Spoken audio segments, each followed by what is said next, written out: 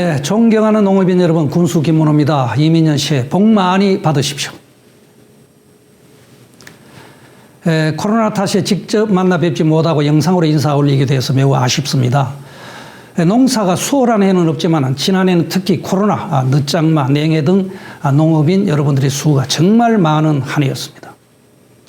많은 어려움 속에서도 우리 농업과 국민들의 먹거리를 굳건히 지켜주신 농업인 여러분들께 깊은 감사의 말씀을 드립니다. 저도 이제 삼선 12년의 임기를 마무리할 시점이 얼마 남지 않았습니다. 저는 그간 국민 여러분께 달성 국민으로 산다는 자긍심과 긍지를 심어주고 또 달성의 브랜드 가치를 전국에 알린 점, 그리고 지역 농업 발전을 위해서 꾸준히 노력해 왔다는 점은 가장 큰 보람으로 남을 것입니다. 우리 군은 생명산업인 농업을 육성하기 위해서 삼농 정책을 표방해 왔습니다. 200년 전 다산 정약용 선생이 주창한 삼농 정책. 첫째가 농사 짓기가 편해야 한다는 편농 정책입니다.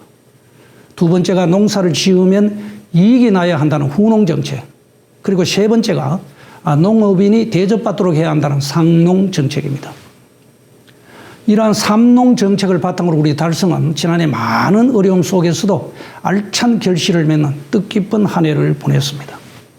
먼저 우리 달성의 농특산물 5종류가 서울 상생상회에 진출했으며 농산물 가공기술지원센터의 브루베리 잼은 특허를 획득하는 등 우리 달성의 농업이 전국에서도 경쟁력을 인정받고 있습니다. 또한 지난해 농산물 가공기술지원센터의 매출은 재작년 대비 무려 2배가 증가하면서 역대 최대 매출을 올리기도 했습니다. 이러한 성과를 바탕으로 지난해 가공상품 마케팅 우수 사례 경진대회와 또 제17회 생활원예 중앙경진대회에서 우수상을 받는 쾌거도 있었습니다. 이는 농업인 여러분이 합심해서 이루어낸 소중한 결실입니다. 이 자리를 빌어서 거듭 고마운 마음 전합니다. 우리 농업은 현재 고령화와 기후변화라는 거센 파고와 마주하고 있습니다. 이러한 위기 속에서 우리의 농업이 살아남기 위해서는 지금껏 시도되지 않았던 다양한 도전을 통해서 경쟁력을 확보하고 또 재배 작물 또한 변화하는 기후에 맞춰서 과감히 바꿀 필요가 있습니다. 우리 달성은 현재 커피, 망고, 바나나, 파파야 등 11종류의 아열대 대표 과일을 시험 재배하면서 재배 기술을 하나하나 축적해 나가고 있습니다. 이를 바탕으로 올해는 시설 재배 새 농가를 대상으로 아열대 채소를 시범적으로 재배할 계획입니다. 또한 농업 체험 교육장과 군 육묘장을 신설하는 등 농업의 6차 산업화에 발맞춰서 농가 소득을 다변화하는 데에도 지원을 아끼지 않겠습니다.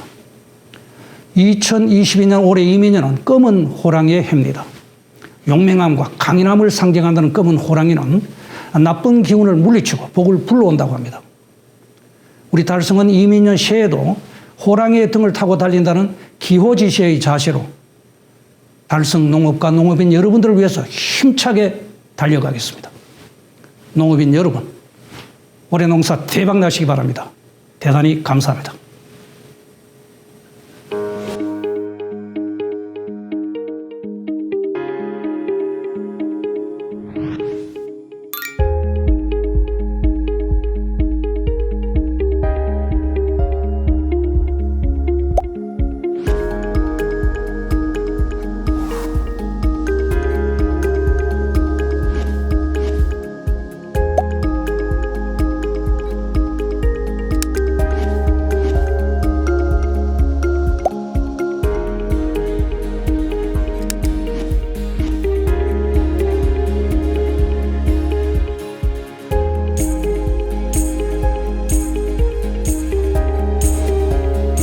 안녕하십니까. 2022년 새해 농업인 실용교육 식량작물에 대해 말씀드릴 달성군 농업기술센터 조현정입니다. 지금부터 교육을 시작하도록 하겠습니다. 2021년 쌀 생산 및 가격 현황입니다. 통계청 자료에 따르면 2021년 쌀 생산량은 전년 대비 10.7% 증가한 338만 2천 톤으로 조사되었습니다. 수확량이 크게 줄었었던 전년보다는 단수가 증가하였고 재배 면적도 소폭 증가하여 평년 수준의 수확량을 회복하였습니다. 가격 동향을 살펴보면 2021년 11월 15일 전국 산지 쌀값은 전년 대비 1% 하락한 20kg 한 포에 53,440원이었으며 향후에도 소폭 하락세를 유지할 것으로 전망하였습니다. 현재 벼농사는 소비 감소가 함께하기 때문에 식량작물 기술 보급의 추진 방향 역시 생산비 절감, 품질 고급화, 소비 촉진, 수급 안정 정책이 유지될 것입니다. 다음은 정부 보급종 공급에 대해 말씀드리겠습니다. 작물별 신청 및 공급 시기는 표를 참고해 주시기 바랍니다. 벼와 봄감자는 12월에 기본 신청이 끝났으며 1월 중 남은 잔량을 대상으로 추가 신청을 받고 있습니다. 보급종 종자 신청 접수처입니다. 벼 보급종 추가 신청은 읍면별로 농기계 작물팀 또는 해당 농업인 상담소를 통해 신청해 주시면 되겠습니다. 달성군 벼 보급종 품종에 대해서 살펴보겠습니다. 올해 우리 군에 보급되는 벼 보급종은 총 7개 품종입니다. 올해부터 조평이 보급종에서 제외되어 2022년 공공비축미 매입 품종은 해담과 일품으로 선정되었습니다. 벼 보급종의 특성을 살펴보겠습니다. 해담은 2022년 공공비축미 매입 품종입니다. 농촌진흥청에서 개발한 최고 품질의 벼이며 조생종으로 채소 후작으로 재배가 가능하며 밥맛이 우수합니다. 비료를 많이 사용 시 출수가 지연되는 점이 있으니 유의를 하셔야 되겠습니다. 하이아미는 중생종이며 최고 품질 벼 중 하나로 필수 아미노산 함량이 높은 특징이 있습니다. 수확기 강우에 수발화가 우려되므로 적기 수확을 해야 합니다. 중만생종으로는 일품, 상광, 영호진미가 있습니다. 일품은 공공비축미 매입 품종이며 병해충에 약한 소질이 있으므로 질소질 비료 사용에 주의하셔야 되겠습니다. 삼강은 수량이 많고 밥맛이 우수한 품종이지만 키가 큰 편이라서 쓰러짐 방지를 위해 질소질 비료 사용에 주의하셔야 되겠습니다. 영호진미는 올해 처음으로 우리 군에 보급되는 품종입니다. 농촌진흥청 최고 품질 벼 중 하나로 밥맛이 양호하고 키가 작은 특징이 있습니다. 올해 처음 공급이라 신청이 많지는 않았으나 점차 선호도가 높아질 품종으로 예상됩니다. 출수기가 일품이나 상강보다는 조금 늦은 편이며 비료 사용 및 병해충 적기 방제에 유의하셔야 되겠습니다. 찰벼는 올해 동진찰이 추가되어 백옥찰, 동진찰 두 품종이 되겠습니다. 다음은 고품질 쌀 생산을 위한 재배 기술에 대해 말씀드리겠습니다.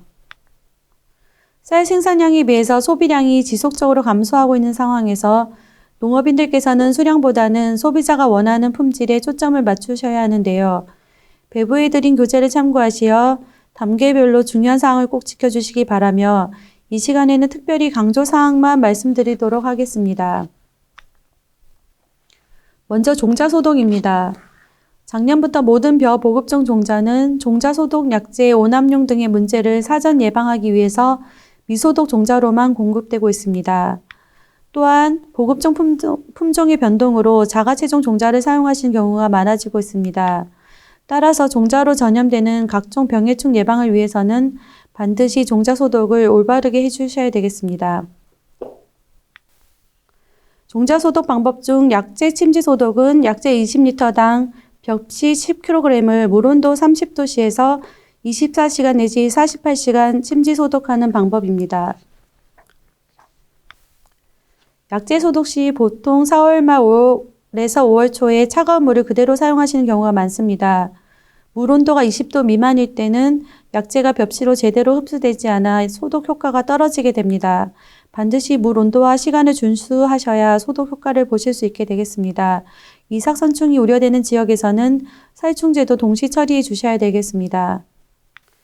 약재를 담그실 때는 반드시 전용망을 사용해 주시고 담근 과정에서 2차 감염을 막기 위해 자가체종 종자와 보급종 종자를 함께 담그지 마시기 바라며 벽시 공간이 충분히 확보되도록 담궈 주시면 되겠습니다.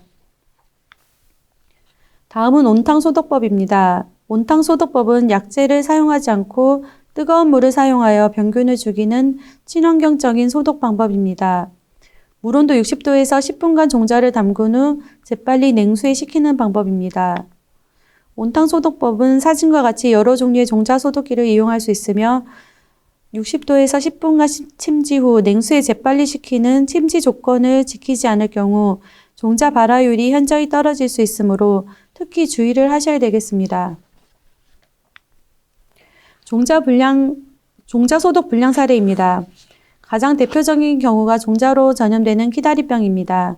키다리병은 고온성 병으로 고온하에서 잘 발생되며 개화기와 등숙기 고온 다습한 환경일 때 종자로 다시 전염하게 됩니다.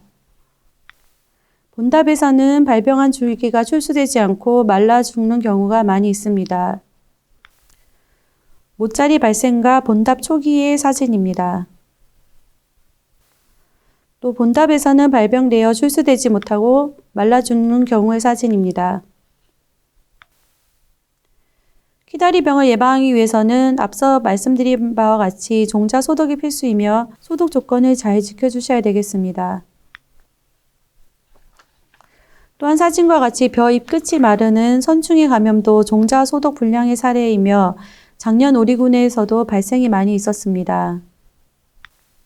벼잎 선충은 잎의 끝부분이 돼지 꼬리처럼 꼬이고 흰색으로 변하면서 마르는 특징이 있습니다. 이렇게 본답에서 증상이 나온 경우에는 방제가 힘들기 때문에 종자 소독이 필수적인 조건이 되겠습니다. 감염이 될 경우 등숙이 불량해지고 벼 알의 크기가 작아지게 되어 수량이 줄어들고 흙전미가 발생되어 품질이 떨어지게 됩니다. 감염된 종자가 전염원이므로 선충 우려 지역에서는 종자 소독 시 살충제를 첨가하여 소독하셔야 되겠습니다. 다음은 현장 애로사항으로 모짜리 시기에 자주 일어나는 뜸묘와 모잘록병입니다. 뜸묘는 일교차가 크고 야간 온도가 10도씨 이하의 저온이 장시간 계속될 때 발생하기 쉬우며 파종 밀도가 높고 토양의 수분이 적어 건조한 경우 낮의 고온과 밤의 저온이 반복되면서 뿌리가 노화되고 잎이 고사하는 현상이 되겠습니다. 모잘록병 역시 봄철 저온 시 모가 약해졌을 때 병원균의 침입으로 일어나며 증상은 뜸묘와 유사하게 나타나고 있습니다. 뜸묘와 모잘록병은 구별하기가 힘들고 서로 섞여 있는 경우가 많습니다. 두 경우 모두 온도 및 물 관리가 중요하며 야간 저온 시에는 물높이 대기, 낮의 고온 시에는 흘러보내기로 관리를 하시는 것이 예방에 가장 중요한 방법이 되겠습니다. 모잘록병의 경우 한 번 발생하였던 육묘상자는 세척 후 보관하셔야 되겠습니다. 다음은 잡초 방제에 대해 말씀드리겠습니다. 현장 상담 사례 중 최근 잡초 방제 관련이 늘고 있는 추세입니다. 잡초 발생 양상을 살펴보면 1년생 잡초는 피와 물 달개비가 가장 높게 나타나고 있으며 다년생 잡초는 올방개와 버풀이 주로 우점하고 있습니다. 사진처럼 물달개비와 같은 1년생 잡초는 썰해질 직후부터 모내기 2-3일 전 초기 제초 처리로 방치가 가능하며 이양 후 10일에서 15일 2차 제초제를 처리하기도 합니다. 올챙이 고랭이 발생 사례입니다. 올챙이 고랭이는 종자 번식을 하지만 조건에 따라서는 깊게 묻혀있는 종자도 싹이 날 수 있으며 포기 아랫부분이 남아 월동하여 싹이 나오기도 하므로 방제가 까다로운 잡초 중의 하나입니다. 올방개와 올챙이 고랭이는 줄기가 가늘게 나오는 생김이 비슷하므로 이삭과 꽃으로 구별을 하기도 합니다. 피는 현재 잡초 중에서 가장 많은 비율을 차지하고 있으며 이렇게 가을 들판에서 쉽게 볼 수가 있습니다. 농촌진흥청에서 지난 50년간 10년 주기로 논잡초의 발생 변화를 조사한 표를 살펴보면 피의 순위가 점점 올라가는 것을 알 수 있습니다. 제초제의 저항성과 기후 변화의 영향으로 향후 피 발생량은 계속적으로 증가할 것으로 예상됩니다. 피해 방제에 있어서는 피해 엽기가 중요한데요. 현재 나오는 토양처리 제초제는 대부분이 3엽기까지의 피해 효과적이며 그 이후부터는 제초 효과가 떨어지기 때문입니다. 기온이 높아짐에 따라 피해 생육 속도도 빨라지고 있어 방제가 어려운 부분이 있으므로 이양 전 처리를 통해서 초기에 방제하는 것이 매우 중요하며 이양 후 제초제 처리 시 피해 엽기가 빠르게 진전되는 경우 피해 엽기를 파악하여 제초 시기를 앞당기는 것도 필요하겠습니다. 잡초를 효과적으로 방지하기 위해서는 전년도 논의 문제 잡초가 무엇인지 파악하시는 게 중요하며 일반적으로 이양 전 초기 제초를 필히 실시하여 주시고 이양 후 발생되는 잡초에 따라 1에서 2회 추가 살포하는 것이 가장 효과적이게 되겠습니다. 토양 처리 제초제를 사용하면 토양 표면에 1에서 3cm의 균일한 처리층이 만들어지는데 제초제 살포 후에 제초제 성분이 토양 표면에 흡착되기 전에 녹물을 빼거나 넘치게나 하면 제초 효과가 떨어질 수 있으므로 가능한 3에서 5cm 깊이로 4일 이상 녹물을 유지하는 것이 좋겠습니다. 제초제 약해입니다. 제초제 약해는 여러 가지 상황에서 발생할 수 있는데요. 이상고온으로 약재 흡수가 증가하는 경우, 과량의 약재를 사용하는 경우, 약을 뿌리고 바로 물을 댈 경우, 약재가 한쪽으로 몰리는 경우 등이 있습니다. 또 하나, 농 고르기가 잘못되었을 경우, 토양 처리면과 뿌리의 접촉이 증가하는 경우에 약해가 발생할 수 있으므로 주의를 하셔야 되겠습니다. 다음은 주요 병해충 방제에 대해 말씀드리겠습니다. 주요 병해충 발생 시기 및 발생 조건입니다. 특히 도열병은 저온 다습한 환경에서, 입진무늬 마른 병은 고온 다습한 환경에서 많이 발생합니다. 우리 군에서는 군 전체 필지에 대해 공동 방제를 해마다 7월 말에서 8월 초에 실시하고 있습니다. 도열병 병증입니다. 도열병은 잎에서뿐만 아니라 이삭과 가지, 벼알 등에서 발병하게 되는데요. 다음은 도열병으로 가지 전체가 마르는 경우입니다. 또한 사진과 같이 이삭목에 발병되어 큰 피해를 주기도 합니다. 이삭도열병은 특히 벼 수량에 치명적인 영향을 미치므로 출수기 전후 비가 자주 오고 습할 경우 방제에 주의하셔야 되겠습니다. 이삭 마름병은 다양한 병원균에 의해 벼알의 마름과 변색이 유발되는 병으로 특히 출수기부터 등수기에 비가 자주 오거나 고온 다습할 경우 발병이 심하게 됩니다. 이삭 도열병과 비슷한 시기에 발병하므로 동시에 방제하는 것이 효과적이게 되겠습니다. 입진무늬 마름병도 해마다 발생이 많은 병입니다. 줄기에 흰색의 특유의 마름 증상이 생기며 균핵이 형성되어 월동하게 되므로 한번 발생이 많았던 논에서는 특히 주의를 하셔야 되겠습니다. 문고병은 고온 다습한 환경에서 발생이 많으며 아랫부분의 병균이 위쪽으로 번져 포기 전체가 마르게 되며 수량에도 크게 영향을 주게 되므로 이삭 피기 전 철저한 방제로 상위 여부로 번지지 않도록 하셔야 되겠습니다. 또한 밀식되고 가지치기 많은 논에서 통풍이 되지 않고 고온 다습할 때 발생이 많으므로 발생 조건이 되지 않도록 재배 방법에 유의하셔야 되겠습니다.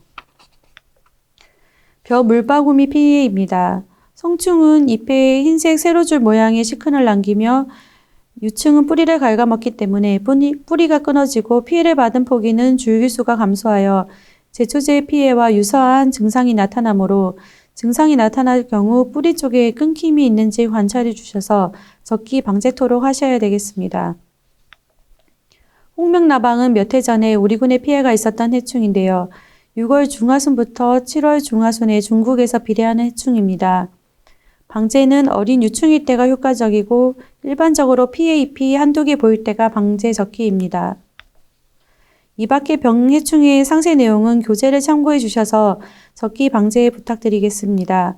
국가농작물 병해충 사이트를 통해서도 병해충 및 농약에 대한 정보를 얻으실 수가 있습니다. 끝으로 다시 한번 중요 사항을 말씀드리겠습니다.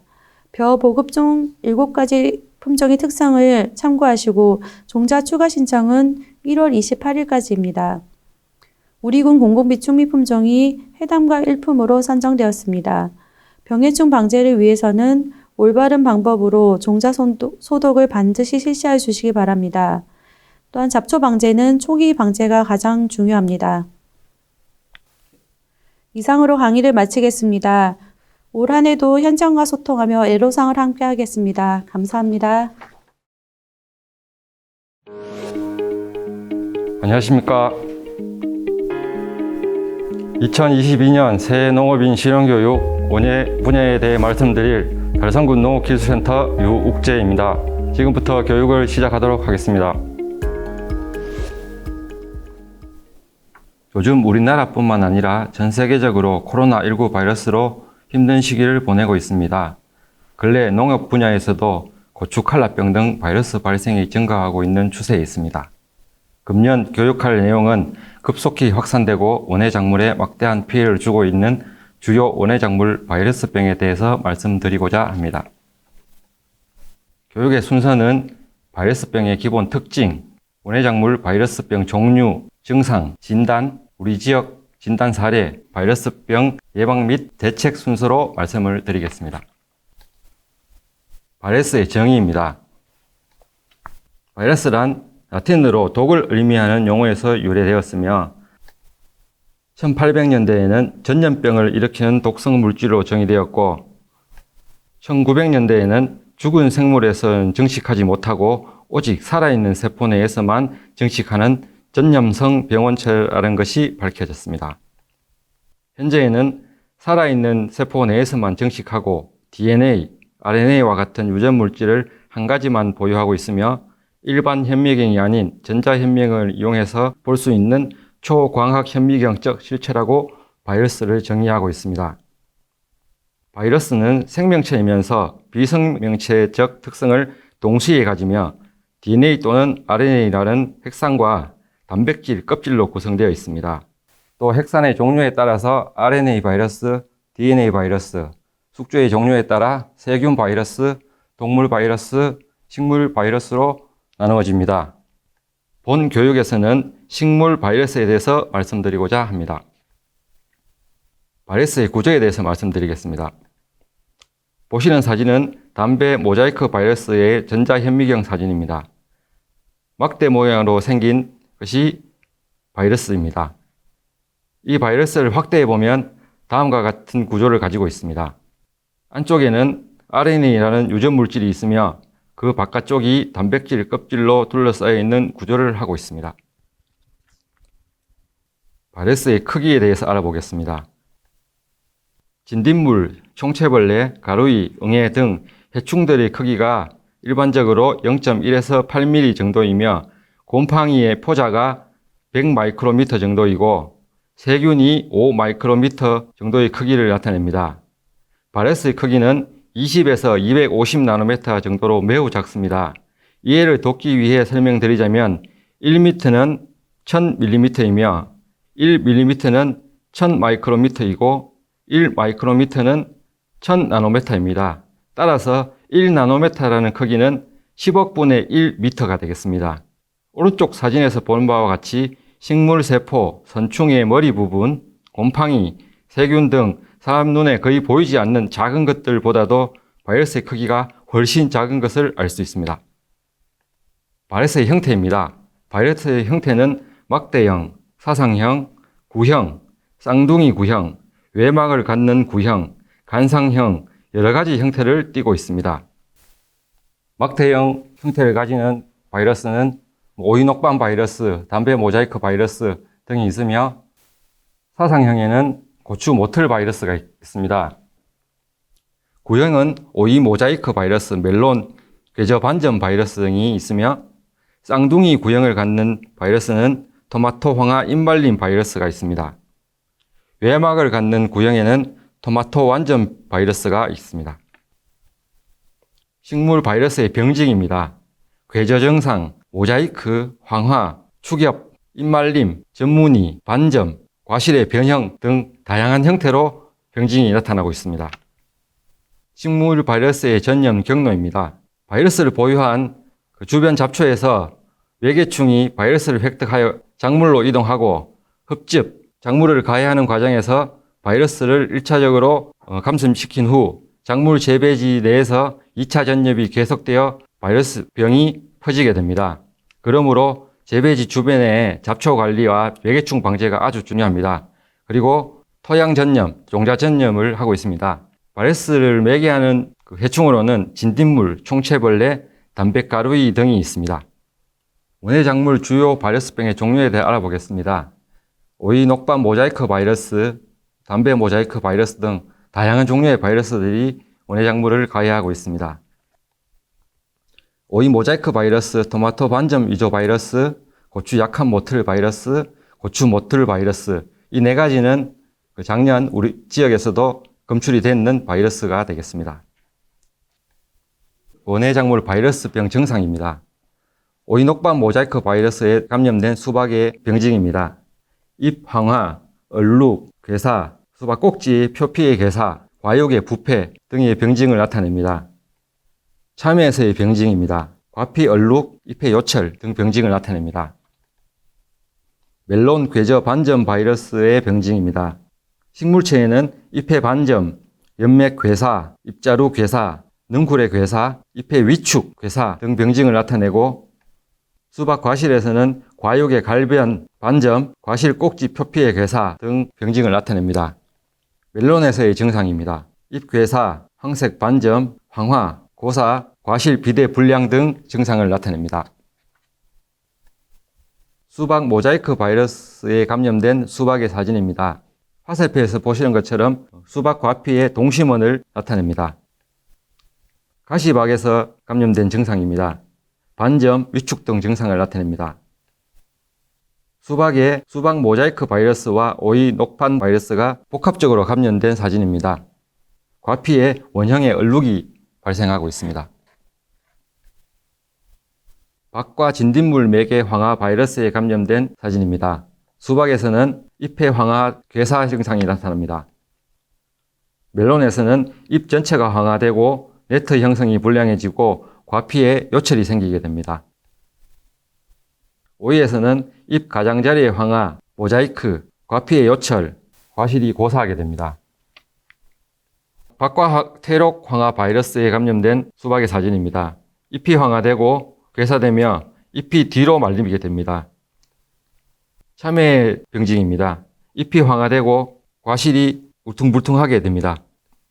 오이에 나타나는 증상입니다. 잎이 황화되고 잎에 연맥 녹대가 형성됩니다.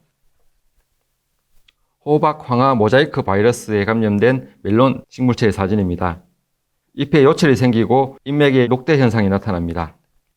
애호박에서는 기형과실, 과피의 요철이 나타나게 됩니다. 오이입니다. 잎의 요철, 모자이크, 황화 증상이 나타납니다. 오이와 애호박에 호박 황화 모자이크 바이러스와 수박 모자이크 바이러스가 복합 감염된 식물체의 사진입니다. 토마토 반점 위조 바이러스에 감염된 토마토 사진입니다. 위에 가실에서 보시면 과실 표피가 괴사되고 잎이 말리게 됩니다. 고추에 나타난 토마토 반점 위조 바이러스의 증상입니다. 잎이 괴사되고 과실 크기가 작아지며 잎의 원형 무늬, 동심원 무늬가 나타나게 되고 잎이 뒤틀리게 됩니다. 그리고 과실의 착색이 불량해집니다. 페피노 작물에서도 과실에 얼룩이 생기는 증상을 나타냅니다. 토마토 황화 잎말림 바이러스에 감염된 토마토 식물체가 되겠습니다. 황화 증상이 나타나고 잎끝이 마르면서 척가가 불량하게 됩니다. 토마토 모자이크 바이러스에 감염된 토마토 사진입니다. 궤저형 윤문 증상이 나타납니다. 토마토 덤불 위조 바이러스에 감염된 토마토 과실 사진입니다. 열매 착색이 불량해지고 잎이 가늘어지는 증상이 나타납니다. 오이 모자이크 바이러스에 감염된 고추의 사진입니다. 열매에 얼룩 변색이 발생하고 착색이 불량해지고 잎이 작아지고 과일이 작아지는 당과 현상을 나타냅니다. 고추 모틀 바이러스 사진입니다. 모자이크, 주름진 잎, 하엽이 황화되고 낙엽되는 증상을 나타냅니다. 고추 약한 모틀 바이러스의 사진입니다. 약한 모자이크와 주름진 잎, 궤저 반점이 나타나게 됩니다. 원예 작물 바이러스의 진단에 대해서 알아보겠습니다. 사진과 같은 진단 키트가 지금 진흥청에서 연구되어 나와 있습니다. 이런 방법을 통해서 여기 넣으면 양성의 경우 2줄, 음성의 경우 1줄의 반응이 나오게 됩니다. 농가에서 바이러스의 감염이 의심되는 식물체를 확인하게 되면 진단 키트에 있는 바이러스 추출 용액에다가 의심 식물체를 넣어서 식물체 저백을 추출하게 됩니다. 추출하여서 그 추출액을 바이러스 진단 키트에 넣게 되면 양성일 경우 2줄로 나타나게 됩니다. 농업기술센터 사무실에 다양한 바이러스 진단 키트가 구비되어 있습니다. 혹시 의심 증상이 있는 농업인께서는 연락 주시면 진단해 드리도록 하겠습니다. 우리 지역 바이러스병 진단 사례입니다. 하빈의 토마토 농가입니다. 이게 반점이 생기고 잎이 말리면서 괴저 증상도 나타났습니다. 진단을 하였습니다. 진단을 해본 결과 토마토 반점 위조 바이러스 양성 반응이 나왔습니다. 하빈면의 고추 농가였습니다. 진단 키트로 진단을 하였습니다. 진단 결과 토마토 반점 위조 바이러스 양성 반응을 보였습니다. 육아읍의 고추 농가입니다. 황화 증상이 나타나고 반점이 생기는 증상이었습니다. 진단 결과 오이 모자이크 바이러스 양성 진단이 나왔습니다. 하빈면의 고추 농가였습니다. 고추 잎 표면에 총체벌레 가해 시큰이 보이고 잎이 조금씩 황화되는 증상을 보였습니다. 진단 키트로 진단을 하였습니다. 토마토 반점 위조 바이러스 양성 반응으로 판명이 되었습니다. 농공업의 고추 농가였습니다. 그 농가분께서 직접 뽑아서 오셨습니다. 바이러스 진단 키트로 진단을 한 결과 약하지만 고추 약한 모틀 바이러스 양성 진단 판명이 났습니다. 가창면에 있는 고추 농가였습니다. 고추가 다 떨어진다고 출장을 나가서 진단해 본 결과 여기서도 약하지만 고추 모틀 바이러스 양성 진단이 나왔습니다. 바이러스병 예방 및 대책입니다. 여러 가지 바이러스에 따라서 감염되는 작물도 다 다르게 되어 있습니다. 일반적으로 농가분들께서 아셔야 되는 것은 어떻게 전염되는지에 대해서 알고 계셔야 됩니다. 전염 특성에 따라서 어떻게 방제를 해야 될지, 예방을 해야 될지를 알 수가 있습니다. 충매 전염되는 오이 모자이크 바이러스나 토마토 반점 위조 바이러스, 그리고 토마토 황화 잎말림 바이러스의 경우에는 그 전염 매개되는 해충들 방제가 매우 중요합니다. 그렇기 때문에 필히 전염 특성을 확인하시고 대책을 강구를 하셔야 되겠습니다. 바이러스병 예방 및 대책 품종의 선택입니다. 사진에서 여러 가지 고추 품종들을 나열하였습니다. 이 고추 품종들을 보시면 TS, 칼라, 탄, PR 이런 글자가 보이실 겁니다. TS, 칼라, 칼라 이런 것들은 칼라병에 대한 내성을 가지는 내병성 품종들이 되겠습니다. 그리고 품종명 안에 탄 들어가 있는 것들은 탄저병 내병성 품종을 나타내고 있습니다. 그리고 PR이라고 써져 있는 것들을 보이실 겁니다. 이 PR 같은 경우는 역병 내병성 품종이 되겠습니다. 고추 품종을 선택하실 때 이 품종명을 보시고 꼭 내병성 품종을 선택하는 것이 아주 중요하겠습니다. 예방 및 대책의 매개해충 방제가 되겠습니다. 보시는 사진은 총체벌레의 생활사가 되겠습니다. 아래서부터 시작해서 유충을 거쳐 번데기를 거쳐 성충으로 나타나서 피해를 주게 됩니다. 총체벌레를 방지하기 위해서는 중요한 것이 약재를 어떻게 살포하느냐가 중요합니다. 처음에 총체벌레가 보였을 때 약재를 살포를 하게 됩니다. 그러면 지상부에 있었던 성충이나 이런 약충들 같은 경우는 약재를 맞고 방제가 됩니다. 그런데 알이라든지 지하부에 있던 번데기 같은 경우는 약재를 맞아도 방제가 안 됩니다. 그렇기 때문에 제일 중요한 것이 요 번데기와 알이 깨어났을 때 그때 한 번 더 방제하는 2차 살포가 아주 중요하게 됩니다. 5에서 7일 후에 꼭 한 번 살포하셔서 방제를 하는 것이 가장 효과적입니다. 보시는 사진은 가루이의 생활사가 되겠습니다. 아래서부터 시작해서 유충을 거쳐 성충으로 우호하게 됩니다. 보시는 사진은 담백 가루이가 되겠고 아래 거는 온실 가루이가 되겠습니다. 이런 가루이들은 모든 생활사가 작물의 잎 뒷면에서 이루어지기 때문에 약을 방제를 하실 때 꼭 위에서부터 밑으로 치는 것이 아니라 밑에서부터 위로 올려서 잎 뒷면에 충분히 약재가 묻도록 방제하는 것이 아주 중요합니다. 그리고 이 가루이들은 약재의 내성에 발생이 아주 잘 되기 때문에 꼭 여러 가지 약재를 교호로 살포하는 것이 중요합니다. 그리고 진딧물입니다. 진딧물 같은 경우도 알에서 겨울에 월동을 하게 되고 그 유충이 생겨서 가위를 하기 시작합니다. 봄, 여름 지나면서 가을이 되면 다시 교미를 해서 알로 월동을 하게 됩니다. 이 진딧물들은 산자성 암컷이라고 있습니다. 이 산자성은 날개는 없지만 얘들은 알을 놓는 것이 아니라 새끼를 놓기 때문에 생활하기가 좋은 지역이 같으면 계속 이런 식으로 새끼를 낳아서 번식을 하게 되고 그 지역이 약을 친다든지 이렇게 되면 얘들이 다시 날개를 달고 나와서 다시 다른 지역으로 옮겨가게 됩니다. 그렇기 때문에 이런 유시 성충들 날아가기 전에 방제를 철저히 하는 것이 중요하게 되겠습니다. 그 매개충을 방지하는 방법입니다. 약재를 많이 할 수 없을 경우에는 이렇게 끈끈이 트랩 같은 것을 이용해서 예찰과 동시에 방제도 하는 자재가 되겠습니다. 그리고 발광 해충 유인 트랩이라고 있습니다. 이 빛을 내면서 안에서 펜으로 해충들을 빨아들여서 포살하는 그런 기계가 되겠습니다. 이것도 활용하시면 농사에 도움이 될 것 같습니다. 그리고 일반적으로 하우스를 하시든지 노지 작물을 하시든지 그 작물 재배지 바깥쪽에 잡초들이 많이 있는 것을 볼 수 있습니다.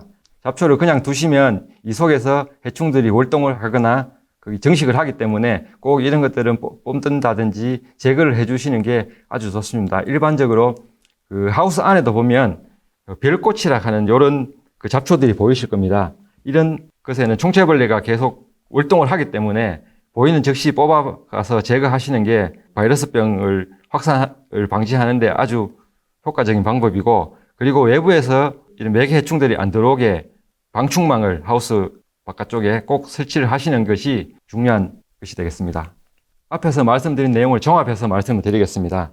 그 바이러스를 예방하기 위해서는 바이러스에 강한 품종을 선택하셔야 됩니다. 내병성 품종이라고 앞에서 말씀드린 것처럼 약 강한 그런 품종들을 선택하셔서 재배를 하시는 것이 좋고, 그리고 종자를 하실 때도 건전한 것들, 감염이 안 된 건전한 것들 하시고, 육묘를 하실 때도 방제를 확실히 하셔서 건전하게 육묘를 하시는 것이 좋습니다.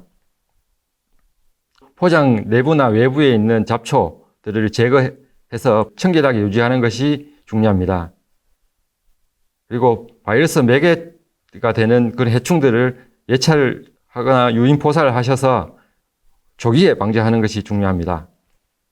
매개충이 발생되게 되면 초기에 약재 방제를 철저하게 하셔서 더 이상 진전이 안 되도록 방제를 하셔야 합니다. 살충제 사용의 공식이라고 말씀을 드리겠습니다. 3종이라 하는 건데, 약재의 종류가 다른, 성분이 다른 약재 3종을 7일 간격으로 살포하는 것이 중요합니다. 3일 살포하는 것이 가장 중요합니다. 강조를 한번 더 드려야 될 것 같습니다. 이건 중요하기 때문에 꼭 알아두셔야 될 것 같습니다. 그리고 토양, 작업용 농기계, 농기구 등은 소독을 철저하게 하셔야 바이러스병의 확산을 막을 수 있습니다. 그리고 바이러스병은 감염되면 치료가 안 되기 때문에 꼭 감염되었을 때 제거를 하셔야 됩니다. 그래야 확산을 방지할 수 있습니다. 바이러스 의심 증상이 있는 농업인께서는 농업기술센터로 연락 주시면 진단을 해드리도록 하겠습니다. 이상으로 원예 분야 교육을 마치겠습니다. 감사합니다. 안녕하십니까.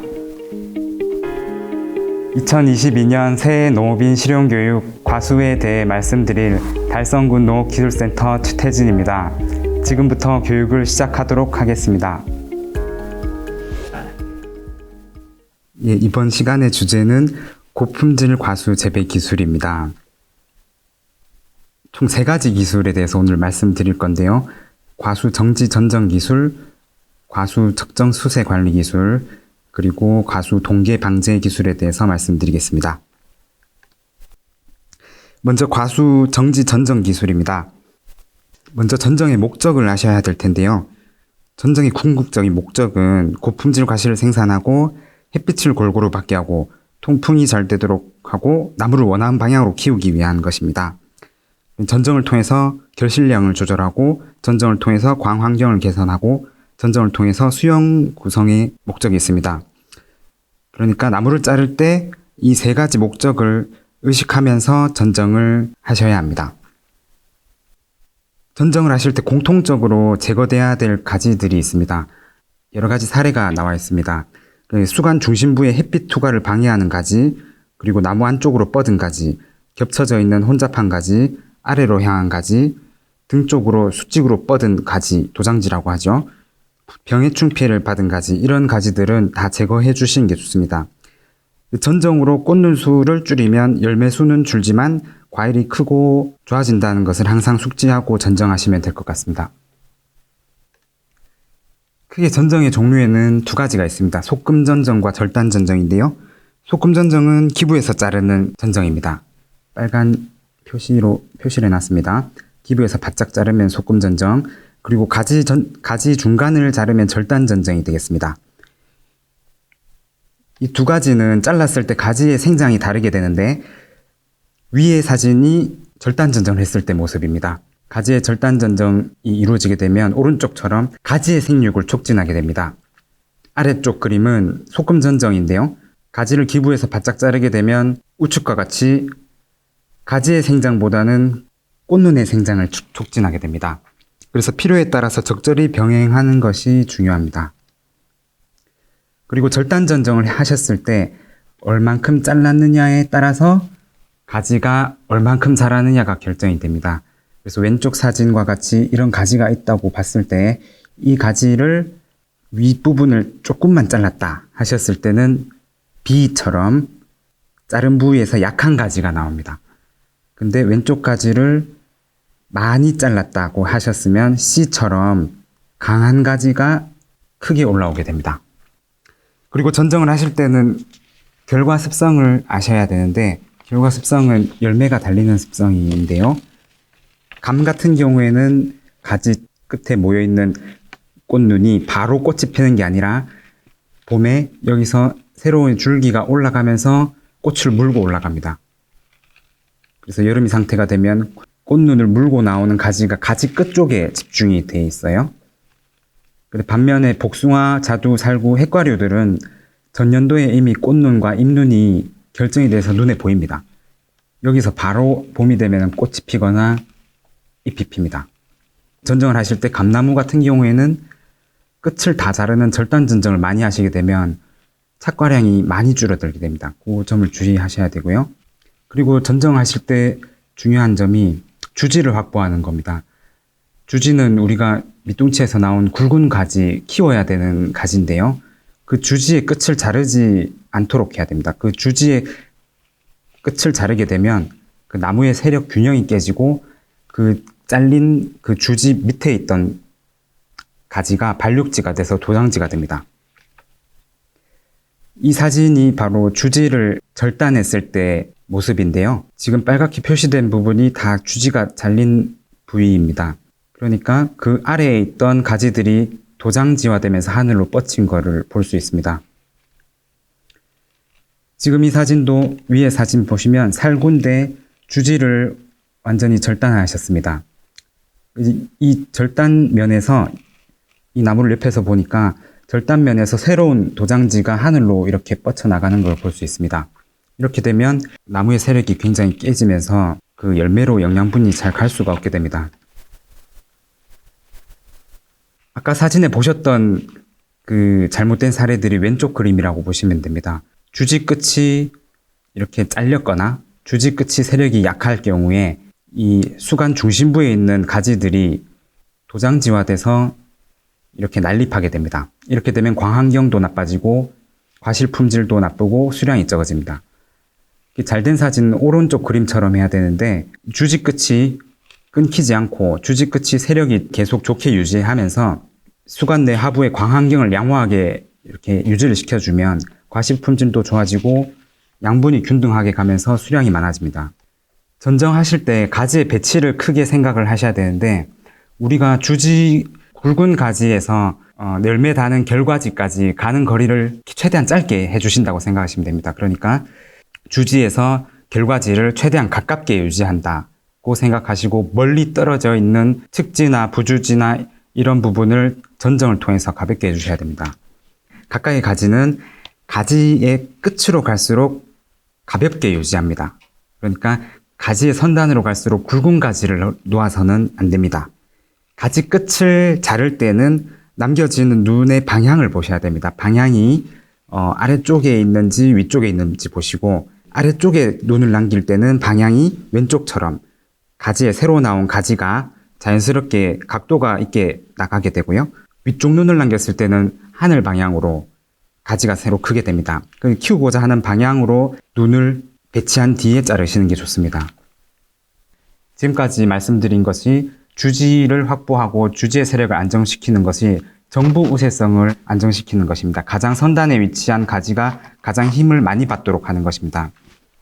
그리고 리콤의 법칙이 있는데, 리콤의 법칙은 가지가 기울어진 각도에 의해서 꽃눈 분화가 영향을 받는다는 것입니다. 그림을 보시면 가지가 수직으로 서 있을 때는 가지의 생육은 좋지만 꽃눈 형성이 나빠집니다. 근데 가지가 기울수록 꽃눈 형성이 좋아지고 열매가 많이 달리고 가지의 생육은 약해지게 됩니다. 주지를 확보하고 주지를 유인하는 것이 중요합니다. 주지를 유목기 때부터 지주대를 사용해서 각도를 줘서 선단을 계속 유지를 한 사진입니다. 그리고 좌측을 보시면 주지가 명확하지 않고 경쟁지들이 발육하게 됩니다.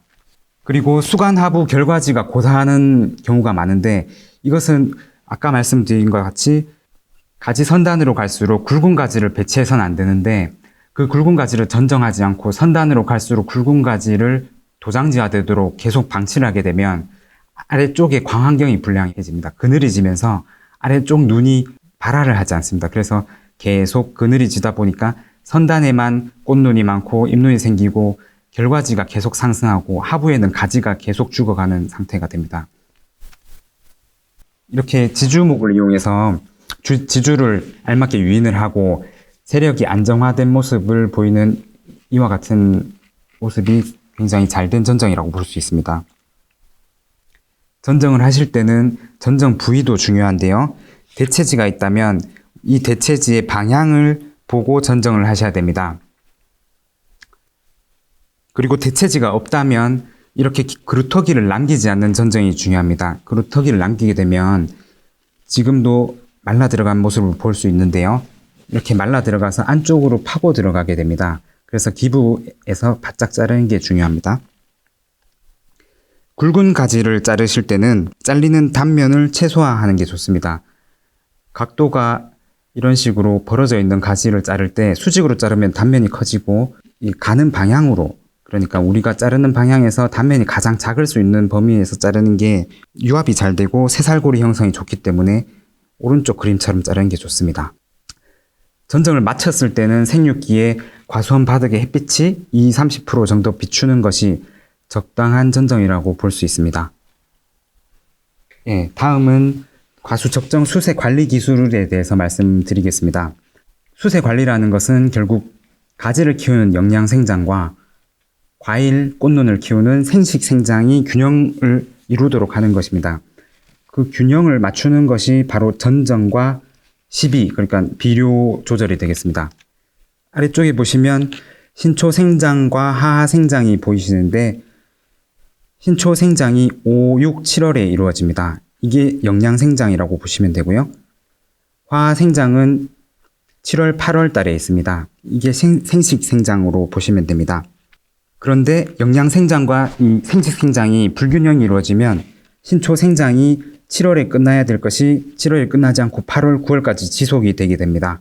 그러면 화분화기에 꽃눈 형성이 나빠지게 되고 내년에 열매가 또 나빠지게 됩니다. 그래서 이 신초 생장이 길어지게 되는 원인이 두 가지로 볼 수 있는데, 하나는 영양이 과다하거나, 그러니까 비료기가 많거나, 그리고 두 번째는 겨울에 전정량이 강전정을 해서 겨울 전정량이 많을 때 신초 생장이 길어지게 됩니다. 이건 양분 모식도인데요. 양분이 생식 생장에도 쓰이고 신초 초기 생장인 영양 생장에도 쓰입니다.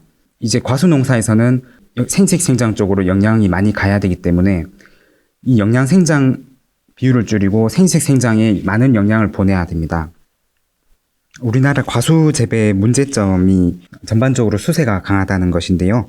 수세가 강한 이유는 겨울철에 강한 전정, 그리고 봄철에 과다한 가축분 퇴비라든지 유기질 비료를 과다 시비, 두 가지인데요. 이렇게 되면 수세가 강하게 되고, 수세가 강하면 도장지가 많이 발생합니다. 그리고 도장지 발생이 많은 것을 다시 겨울에 강하게 전정하게 됩니다. 그러면 다시 수세가 강해집니다. 그러면 또 꽂는 형성이 나빠집니다. 이런 악순환이 계속되고 있는데요. 이것을 해결하려면 사실 전정에 대한 인식을 바꾸셔야 됩니다. 겨울 전정에 집중되어 있는 것을 여름철에도 분산을 시켜주셔야 됩니다. 겨울철에는 골격이 구성되는 결과지 배치 위주로 전정을 실시하시고요. 생육기에도 도장지 제거, 적심, 유인 등으로 꾸준히 전정을 해주셔야 수세가 강해지는 것을 막을 수 있습니다. 우리가 보통 겨울 전정이라고 하는 거는 낙엽 후에 실시하는 전정을 말씀드리고요. 동계 전정은 전정을 하면 할수록 세력은 강해진다고 보시면 됩니다. 그리고 하계 전정이란 것은 잎이 달려있을 때 하는 전정으로 전정을 하면 할수록 세력이 약해지는 경향이 있습니다. 그래서 세력이 안정이 됩니다. 그림을 보시면 위쪽 그림은 가을 전정을 했을 때의 모습입니다. 가을에 이 부분을 잘랐을 때 그 다음에 봄이 되면 크게 반발하지 않고 이 오른쪽 모습이 됩니다. 같은 가지를 겨울에 같은 부위를 잘랐을 때는 이듬해 봄이 되면은 반발 생육이 굉장히 심하게 됩니다. 가을 전정은 보통 9월 초에 실시하게 됩니다. 그때는 이미 꽂는 형성이 종료된 시점이고요. 도장지를 제거했을 때 안쪽에 광환경이 개선되면서 남아있는 가지의 저장 양분이 축적이 많아집니다. 결과지가 충실해지고 다음 해 결실에 좋은 영향을 미치게 됩니다. 이런 신초 신장은 어느 정도가 되어야 적당한지 말씀드리겠습니다. 보통 신초는 7월까지만 자라야 하고요. 그리고 한 뼘 정도가 적당합니다. 20cm 정도 되고요. 신초는 수확 2주 전에 80% 이상의 신초가 정지해야 수세가 안정이 된 것입니다. 그때까지 신초 정지가 안 된다면 적심을 통해서 관리하는 것이 좋습니다. 그럼 전정을 할 때 남겨야 될 과지는 무엇일까요? 결과지가 어떤 결과지가 좋으냐 하면 30cm 미만의 단과지가 좋은 결과지입니다. 짧은 단과지가 더 좋은 결과지가 될 수 있는데 우리가 보통 짧은 결과지를 많이 만들기 위해서 적심을 하게 됩니다. 짧은 결과지를 적심을 하지 않고 계속 키우게 되면 결국 장과지가 되는데요. 30cm 이상의 장과지가 나무 전체의 30% 이상을 차지하고 있으면 수세가 강하다고 보시면 됩니다.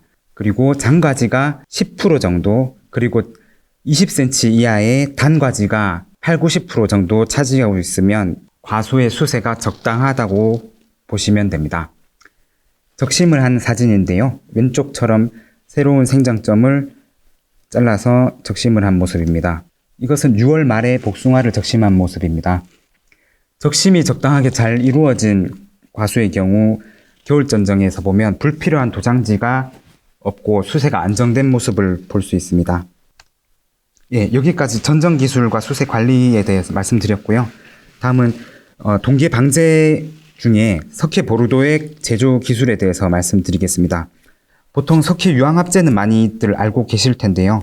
석회 유황합제는 석회와 유황이 섞인 약재이고 석회 보르도액과는 다른 약재입니다. 석회 보르도액이 좀 더 광범위한 살균 효과를 가지고 있습니다. 그래서 석회 유황합제를 살포하고 2주 뒤에 석회 보르도액을 살포를 하시면 굉장히 큰 살균 효과를 보실 수 있습니다. 석회 보르도액은 복숭아의 세균 구멍병, 탄저병, 그리고 자두 잿빛무늬병, 포도 노균병, 사과 갈변병 등 웬만한 균에는 많은 효과를 가지고 있기 때문에 과수에서는 굉장히 큰 역할을 하는 약재입니다.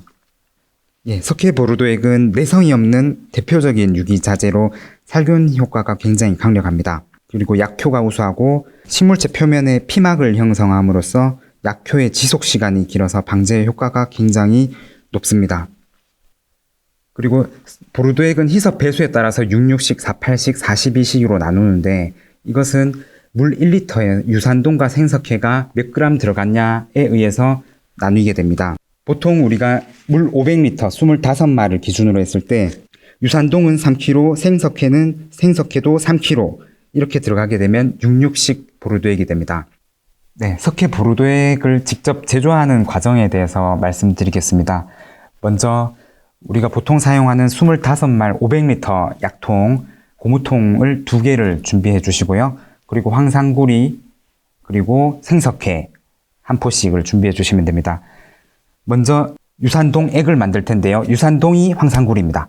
그래서 유산동을 따뜻한 물에 3kg를 먼저 녹입니다. 찬물엔 잘 녹지 않기 때문에 따뜻한 물에 먼저 녹인 다음에 여기다가 찬물을 400리터를 채웁니다. 그러면 유산동 액이 완성이 되고요. 한쪽에는 생석회 액을 만들겠습니다. 생석회 액은 생석회를 3kg를 먼저 넣고 거기다가 밀가루 반죽할 정도의 물만 살짝 넣어주시면 거기서 화학 반응이 일어납니다. 그래서 열과 김이 나면서 소석회가 되는 과정을 거치게 됩니다. 이 소석회를 만든 다음에 여기다가 물을 100리터를 넣게 됩니다. 그러면 유산동 액 400리터, 생석회 액 100리터가 완성이 됩니다. 이 두 가지를 혼합하면 되는데 혼합하는 순서가 중요합니다. 유산동 액을 생석회 액 위에다가 부으셔야 됩니다. 이 방향으로 부으셔야 입자가 커지는 걸 막을 수가 있습니다. 그래서 유산동 액을 생석회 액에다가 위에다 부어주면서 막대로 격렬하게 저어주십니다. 이때 금속으로 된 막대는 반응이 일어나기 때문에 나무로 된 막대를 사용하시면 되겠습니다. 석회 보르도액이 완성이 되고요. 이 석회 보르도액을 만드실 때 주의사항은 아까 생석회에서 소석회 되는 과정을 꼭 지켜주셔야 됩니다. 생석회에다 바로 물을 부으시면 안 되고 서석회를 만들었다가 석회액을 만드셔야 되는 거, 그리고 유산동액과 석회유액 혼합 순서, 석회액 위에다가 유산동액을 부으셔야 됩니다. 그리고 조제가 된 후에는 24시간이 지나면 약효가 점점 떨어지게 되기 때문에 그 방제를 하시는 날 바로 만들어서 사용하시는 게 좋습니다. 그리고 비 오기 전에 살포하시는 것은 이 수분에 의해서 약효가 급속하게 흡수가 되기 때문에 비 오기 전에 살포하시는 건 지양해 주시는 게 좋습니다. 예, 이렇게 제조하신 석회 보르도액은 개화 전에 살포를 해주시면 좋고요. 그리고 낙엽이 이루어진 뒤에 10월 상순쯤에 다시 한번 살균 효과를 극대화하기 위해서 살포해 주신 게 좋습니다. 생육기 중에는 약해가 날 수 있기 때문에 유산동 대신에 아연이 첨가된 아연 석회액을 사용하시는 게 안전합니다. 예, 오늘 말씀드린 과수 재배 기술 핵심을 정리해 드리겠습니다. 먼저 과수 정지 전정 기술인데요. 전정을 하실 때는 동계 전정 중심에서 이제 하계 전정으로 분산시키시면 좋다는 말씀 드렸고요. 그리고 주지 끝을 자르지 말자는, 키워야 할 가지의 끝은 최대한 살리자는 말씀 드렸습니다. 그리고 결과지는 주지에서 최대한 가깝게 배치해서 결과지가 주지에서 멀어지는 것을 방지하도록 하겠습니다. 그리고 수세 관리에 있어서는 세력이 강한 나무는 생육기 전정을 위주로 하시는 것이 좋고요. 그리고 생육기 적심을 통해서 도장지를 방지하고 좋은 결과지를 확보하시는 것이 좋습니다. 그리고 밑거름은 보통 봄철에 시용하는 것보다는 11월 낙엽기에 시용하는 것이 수세 안정에 유리합니다. 그리고 마지막으로 동계 방제에서 석회 보르도액을 많이 활용하시면 좋을 것 같습니다. 개화 전 그리고 수확 후 석회 보르도액 적기 방제를 해주시면 좋고요. 자가 제조하실 때는 혼합 순서를 반드시 준수해 주시면 좋겠습니다. 이상으로 과수 분야 교육을 마치겠습니다. 고품질 과수 재배에 큰 도움이 되었으면 좋겠습니다. 감사합니다.